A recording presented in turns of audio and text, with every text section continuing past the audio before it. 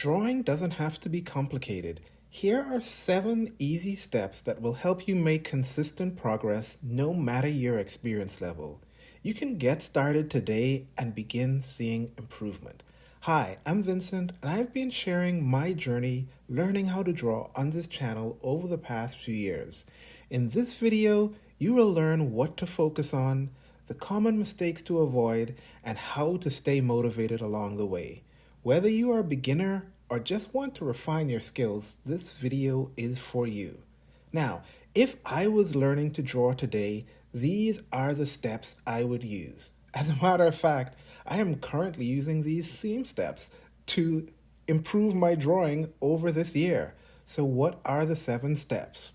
They are line control, practicing simple 3D shapes, shape control, building a model, utilizing the model, studying for details, and then using the model and structure to apply the details that you have already learned. We will review each of these step by step and let you know why the step is important, what resources you can use to learn and practice, common mistakes to avoid, and how to stay motivated. Let's jump into the first one. The first step is line control. Line control is an often overlooked part of the beginner's learning process. If you have ever heard a video talk about making confident lines, or an artist encouraging you to draw only with ink and not to use pencils, then this is the skill they are encouraging you to work on. It's the ability to put down one confident line and then leave it. If you're making short, timid lines because you are not sure if the line is correct or not, then this is the step where you should start. Learning to place confident lines will give your drawing a look and feel that you will not be able to replicate any other way. One of the best resources that I have found for teaching this is hands down the free Draw a Box course that is available online. It starts with various line control exercises and then gradually increases in complexity as it goes along. Now, be aware that if you have never done this type of drawing before, these initial exercises can be stressful, but just follow along and do what they're asking you to do regardless of how it turns out. Eventually, you will start to see that even though you're still making mistakes, your drawings will start to take on a different quality that you are sure to admire. Next, we are on to simple 3D shapes. Once you have a bit of line control under your belt, you'll want to start practicing basic 3D shapes. Drawing, after all, is just learning to create the illusion of a 3D object on a 2D surface. If you cannot draw a convincing 3D box, it is likely your more complex drawings will also not be convincing and may appear somewhat flat. At this step, practicing these geometric shapes at random angles is what you need to do. The best resource I know for this is once again the course Draw a Box. While you may not need to go through the entire 250 box challenge that is included in this course, ample practice on this step is a must. But remember, it doesn't have to be all in one go. I still practice boxes today, and you may have actually seen some in this very video. The next step is shape control. This is where you not only draw simple shapes, but now you also begin learning how to control their position, size, and even rotation. In the previous step, we were drawing random individual shapes, and now you learn how to intentionally draw several simple shapes that are in relationship with each other. Do not be surprised if you find this step difficult. It is more complicated than you may think, as you have to keep multiple ideas in your head at once. One of my viewers on one of the more recent videos mentioned spatial awareness in the comments, and until I read this, I had never heard this phrase used in relationship to drawing. However, just as how spatial awareness in real life helps you from getting lost, spatial awareness in drawing helps you from losing the perspective set by the initial lines you have drawn.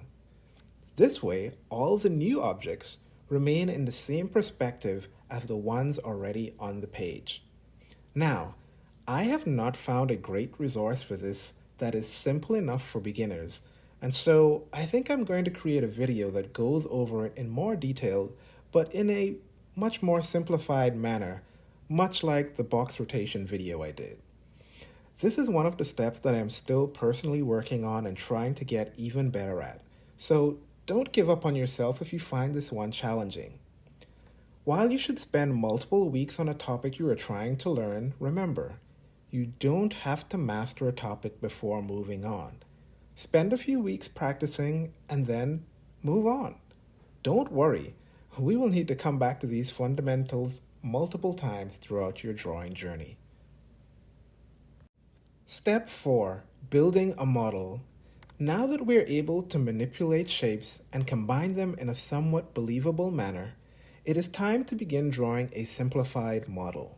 In this case, if we are dealing with figure drawing, we will be using the simple shapes and the shape control that we have learned to draw a simplified box mannequin.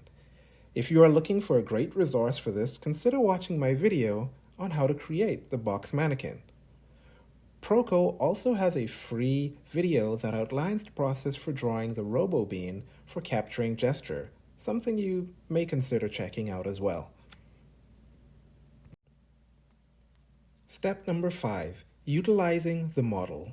In this step, gesture meets structure. We will be using the box mannequin to draw poses and gestures from reference and from imagination. Now, I recommend starting drawing from references even if you plan to have a focus on drawing from imagination. A common pitfall many face is not drawing from reference enough. Don't fall into this trap.